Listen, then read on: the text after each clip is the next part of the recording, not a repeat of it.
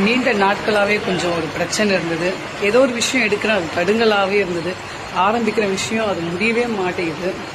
என்னதான் பண்ணுறதுன்னு எனக்கு தெரியவே இல்லை. அப்போ நானும் என்னுடைய இஸ்லாமிய ஃப்ரெண்டும் பேசிட்டு இருந்தோம். அப்போ தான் இந்த மாதிரி ஒரு விஷயம் சொன்னார். தடுங்கலாவதா, கஷ்டப்படாதீங்க, நான் ஒன்று சொல்கிறேன், அதை நீங்கள் செய்யுங்க. இதுதான் நான் ஃபஸ்ட்டு டைம் இங்கே நான் வர்றது. எனக்கு எப்படி வேண்டணும்னு கூட எனக்கு தெரியல. இங்கே மசூதிக்கு வந்தது. ஆனால் அவர் சொன்னார், இங்கே போங்க, கண்டிப்பாக நீங்கள் உங்கள் பிரச்சனை கண்டிப்பாக சால்வ் ஆக வாய்ப்பு இருக்குது.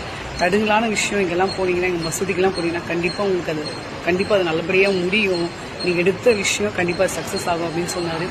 சரி, கடவுள் மேலே பாரத்தை போட்டுட்டு எல்லா கடவுளும் நம்புவோம், எதனா ஒரு கடவுள் நம்மளை காப்பாற்றுவோம் அப்படின்லாம் இல்லை. எல்லா கடவுளும் நம்மளை காப்பாற்றும் அப்படின்ற ஒரு நம்பிக்கையில் இருக்கேன்.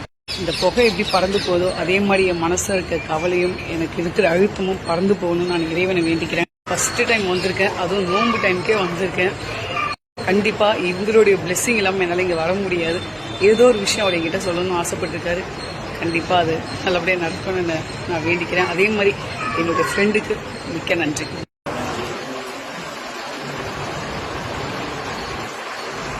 என்னுடைய கஷ்டத்தையும் என் வலியும் காலடியில் போட்டிருக்கேன். அல்லாஹ்